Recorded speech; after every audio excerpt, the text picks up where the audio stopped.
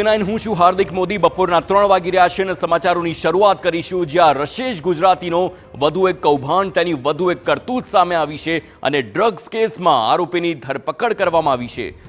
Drugs કેસમાં મદદ કરવા બદલ ધરપકડ કરવામાં આવી છે। ડ્રગ્સ કેસમાં જામીન અપાવવા ખોટા મેડિકલ સર્ટિફિકેટ આપ્યા હતા તે ખુલાસો થયો। હાઈકોર્ટમાં ખોટા મેડિકલ સર્ટિફિકેટ રજૂ કરવામાં આવ્યા હતા।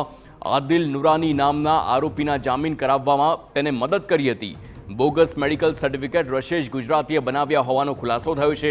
સુરત ક્રાઇમ બ્રાન્ચે રશેશ ગુજરાતીની ધરપકડ કરી છે તો કેસમાં અગાઉ એક બોગસ ડોક્ટરની પણ ધરપકડ થઈ ચૂકી છે। તો રશેશ ગુજરાતી અને તેની ગેંગે 1500થી વધુ લોકોને બોગસ મેડિકલ સર્ટિફિકેટ આપ્યા હોવાનું બહાર આવ્યું છે।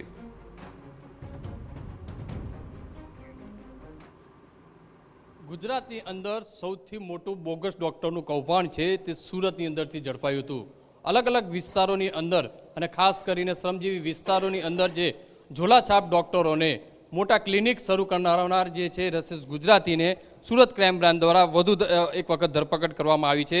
જેની અંદર હકીકત એ રીતની છે, બોગસ ડોક્ટરોના આકા એવા રશેશ ગુજરાતી ડ્રગ્સ કેસની અંદર ધરપકડ કરવામાં આવી છે। કારણ કે રશેશ ગુજરાતી ડ્રગ્સ કેસમાં જામીન આપવા માટે ખોટા ડોક્ટરના ડોક્યુમેન્ટ સર્ટી છે હાઈકોર્ટની અંદર જે મોકલવામાં આવ્યા હતા અને જે આદિલ નુરા નામનો જે વ્યક્તિ છે તે ડ્રગ્સ કેસની અંદર અગાઉ પકડાયો હતો તેને જે જામીન આપવા માટે બોગસ ડોક્ટરના જે સર્ટિફિકેટ હાઈકોર્ટની અંદર રજૂ કર્યા હતા અને તે મામલો સામે આવતાની સાથે જ ક્રાઇમ બ્રાન્ચની અંદર આ બાબતે અલગથી જે ગુનો નોંધાયો હતો અને જે ગુનાના આધારે સુરત ક્રાઇમ બ્રાન્ચ પોલીસ દ્વારા જે આદિલ નુરાની ધરપકડ કરી છે, સાથે રશેશ ગુજરાતી અને બીજા એક બોગસ ડોક્ટરની એમ ટોટલ 3 લોકોની ધરપકડ કરી અને વધુ તપાસ હાથ ધરી છે।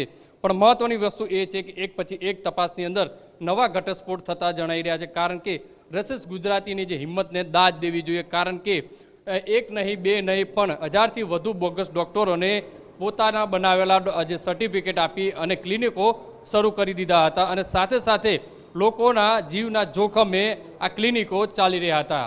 હાલમાં તો સુરત ક્રાઇમ બ્રાન્ચ દ્વારા ડ્રગ્સ કેસની અંદર જે આરોપીની જે ધરપકડ કરી અને વધુ તપાસ હાથ ધરી છે। કેમેરામેન સંજય ચંડલ સાથે બલદેવ સુથાર, TV9 સુરત।